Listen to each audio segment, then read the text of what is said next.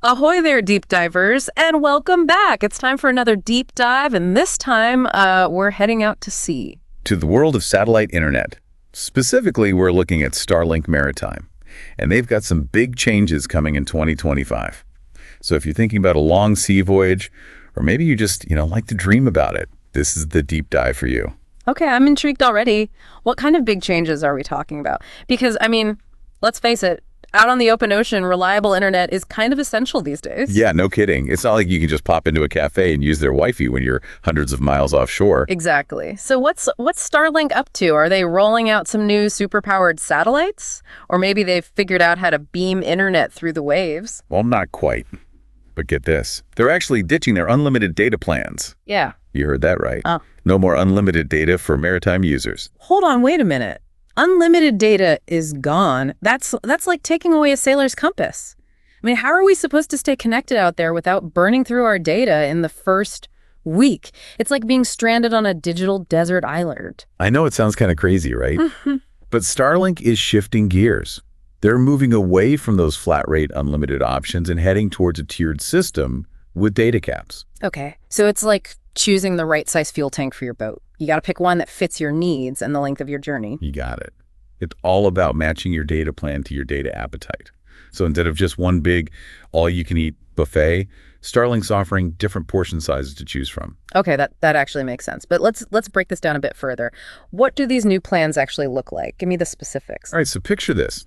After April 1st, 2025, both the current unlimited data plan and the $2 per GB priority option are gone. They're sailing off into the sunset. So long farewell to the days of endless data freedom. I guess all good things must come to an end. But what's replacing them? Well, in their place, we've got a new system where data is priced at a flat rate of $1 per GB, and you can purchase it in blocks of either 50 gigabits or 500 gigabit. So it's like choosing between a dinghy and a yacht, data-wise. You pick your vessel based on how much digital cargo you need to carry. That's a great way to put it. And in addition to the data blocks themselves, there's a monthly terminal access fee of $75 for Starlink Local, which is for inland use. Yep. And $150 for Starlink Global, which covers you offshore and internationally. Okay, I'm starting to get the picture. But let's talk about what happens if you hit that data cap mid-voyage. Are we talking digital distress signals? I can just imagine being out there in the middle of nowhere and suddenly my internet crawls to a halt. Well, it's not quite a complete shutdown, but yeah, there will be consequences. Once you go over your data allowance, your internet speed gets throttled down. It drops to 1 Mbps download and 512 kbs upload. Ouch. That would make even checking email feel like an eternity. Imagine trying to download weather updates at that speed. Talk about a recipe for digital seasickness. It definitely highlights the need for careful planning and data management, especially if you rely on high bandwidth activities like video calls or streaming. Okay, so no more unlimited data joyrides. We all need to become savvy data sailors from now on. But, this all feels a bit overwhelming, to be honest. It's a lot to wrap your head around. Yeah, it's definitely a big shift. Yeah. But don't worry, there are tools and resources out there to help you navigate these new waters. Oh, really? Like what? Because the article we've been looking at mentioned something called the MDS blender, and it sounded like a potential lifeline for data-hungry mariners like myself. What's the deal with that? Yes, the MBS blender. Now, this is where things get interesting. It's a service offered by a third-party provider called Marine Data Solutions, and it basically acts as a data traffic controller for your Starlink connection. So it's like having a digital first mate on board who helps you navigate those tricky data caps and make sure you're using your data wisely. Exactly. They can help you optimize your usage, choose the right plans, and even prioritize certain types of traffic, so you don't end up stranded without access to the essential stuff. Okay, that sounds pretty handy. But let's not forget about the other crucial element here, the hardware. Does the equipment itself need an upgrade to handle these changes? That's a great point. It's not just about the data plan. You need the right hardware to ensure a reliable connection, especially out on the open ocean. The article specifically mentioned the Starlink Flat High Performance Kit as being a good fit for these new data plans. So it's like outfitting your boat with a top-of-the-line satellite dish, one that can withstand those harsh conditions and deliver a consistently strong signal. Exactly. This kit has a wider signal for better connectivity, improved heat resistance to handle those scorching equatorial voyages, and it's built tough to withstand all that salty sea spray. Makes sense. You don't want your connection dropping out just as you're about to download those crucial weather reports or a video chat with loved ones back home. Nope. You want something that's reliable and robust, something that can handle whatever the ocean throws at it. Okay, so for those serious about staying connected at sea, it sounds like this high-performance kit might be worth considering. But before we get too lost in the hardware, let's get back to the core issue here. These new data plans. No more unlimited data. So how do we make sure we're not hit with a massive bill at the end of the month? Well, it all comes down to careful data management. It's like provisioning your boat for a long voyage. You need to be mindful of your resources and make informed decisions. So we all need to become data-conscious captains, meticulously tracking our usage and making every byte count. It sounds like a good excuse to brush up on those spreadsheet skills. Well, it doesn't have to be that intense. But yeah, being aware of your data usage is key.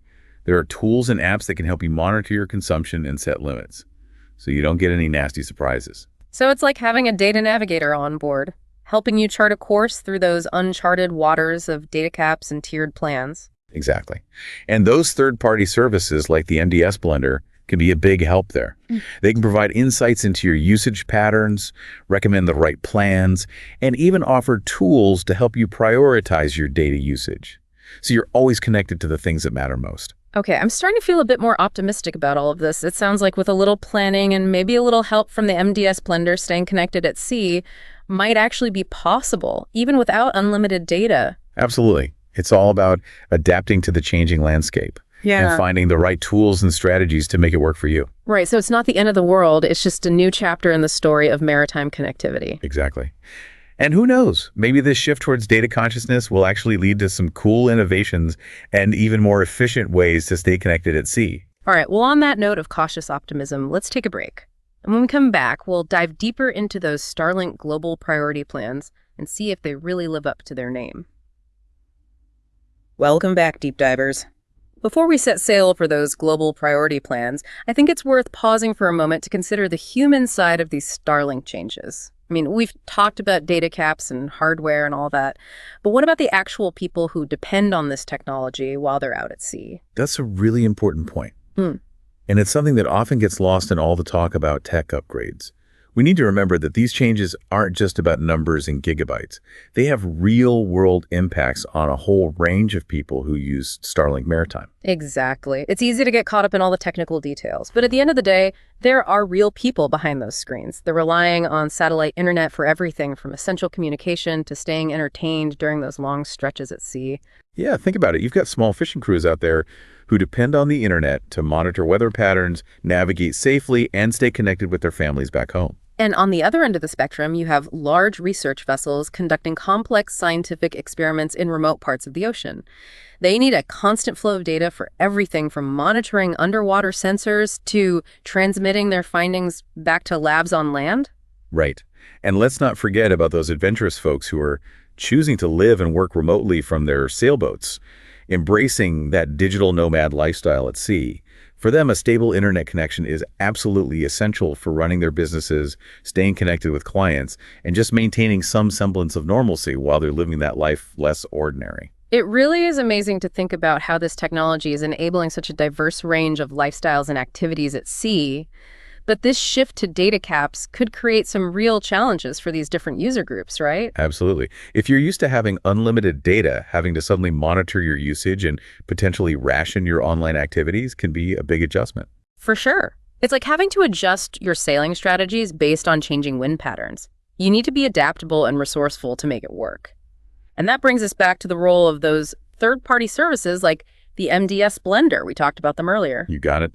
In this new world of data caps and tiered plans, these third-party providers could become really valuable allies for maritime users, especially those who might not have the time or the expertise to manage their data usage super closely.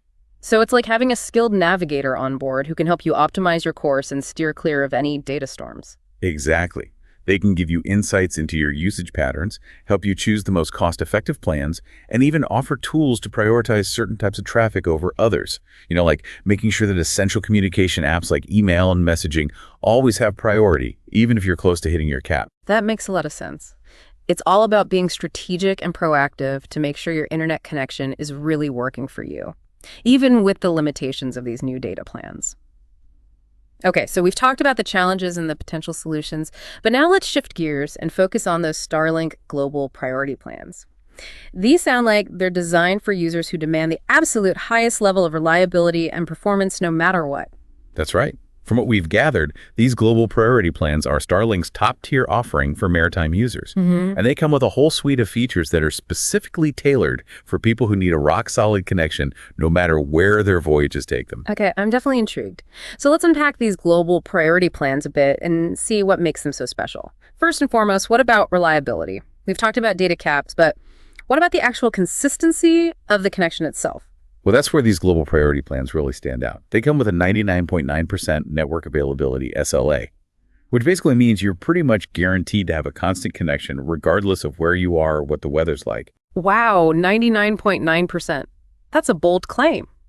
It's almost like having a dedicated fiber optic cable running straight to your boat no matter where you are in the world.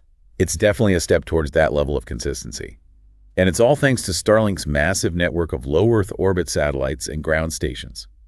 They've built this infrastructure that can provide coverage across huge expanses of ocean. So even in the most remote corners of the world, you can still stay connected. So it's not just marketing hype. There's real substance behind this 99.9% availability guarantee, but high availability is only part of the equation. What about performance? We've all experienced the frustration of laggy video calls or slow downloads. How do these global priority plans tackle those issues? Well, in addition to high availability, these plans also prioritize speed and performance. They're designed to provide a consistently smooth and responsive internet experience, even for demanding applications like video conferencing, file sharing, or streaming high-definition content. So even with these data caps, global priority users can still have a premium internet experience. They don't have to constantly worry about buffering or slowdowns. That's the idea.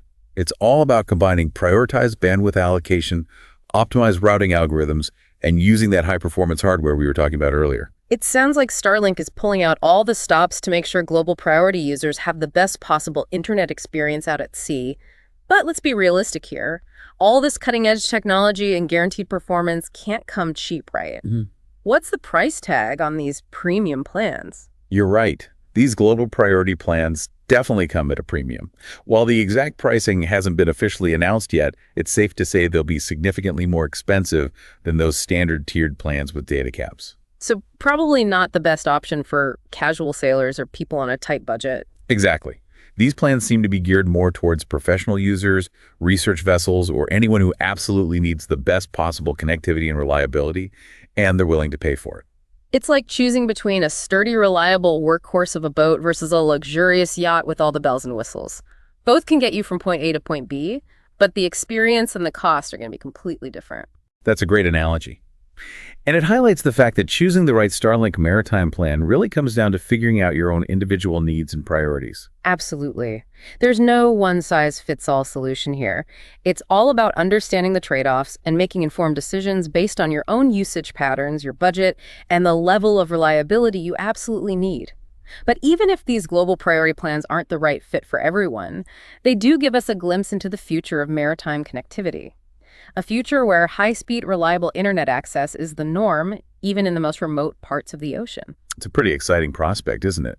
Imagine a world where sailors, researchers, and digital nomads can all seamlessly connect with the world, share their experiences, and access all the information they need, while still enjoying the freedom and the beauty of life at sea. It's almost like the ocean itself is becoming this vast digital highway connecting people and ideas across continents.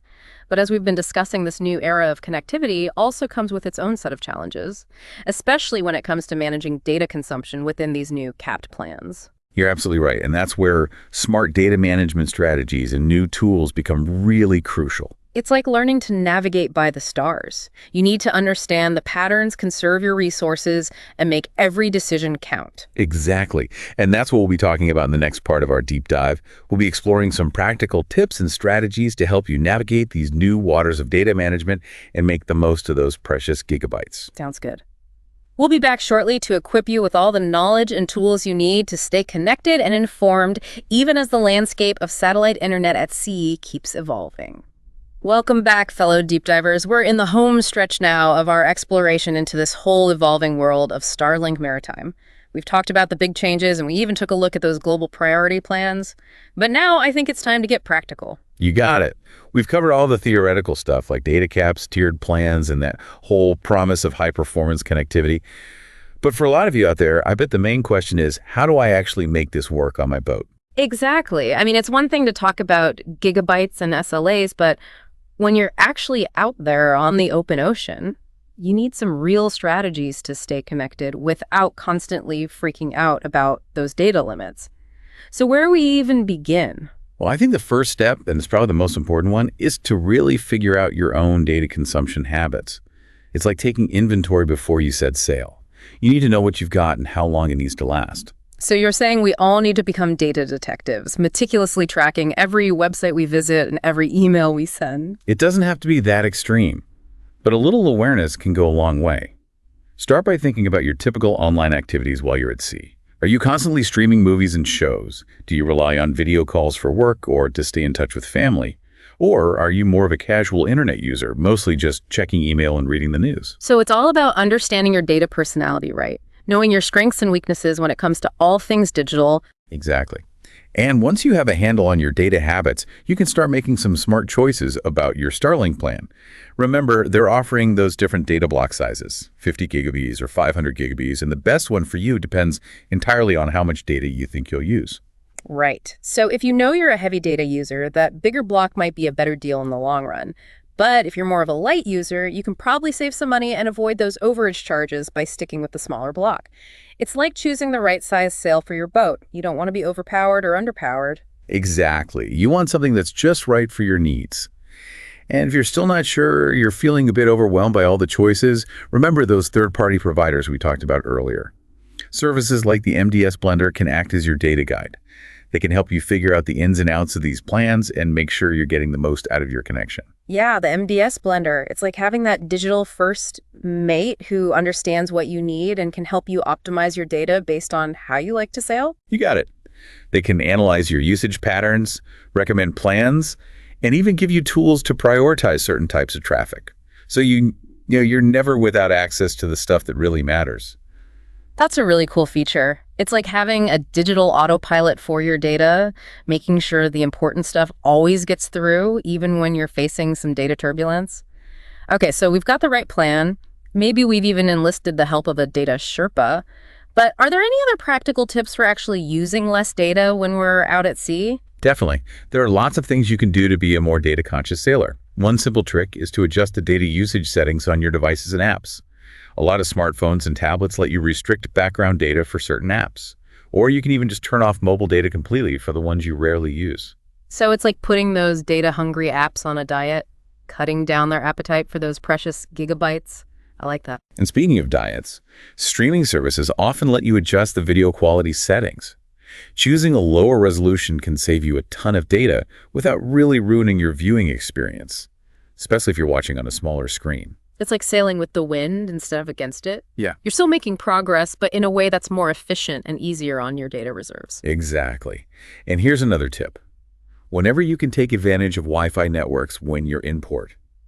Download big files, update your apps, even stream your favorite shows while you've got access to a faster unlimited connection.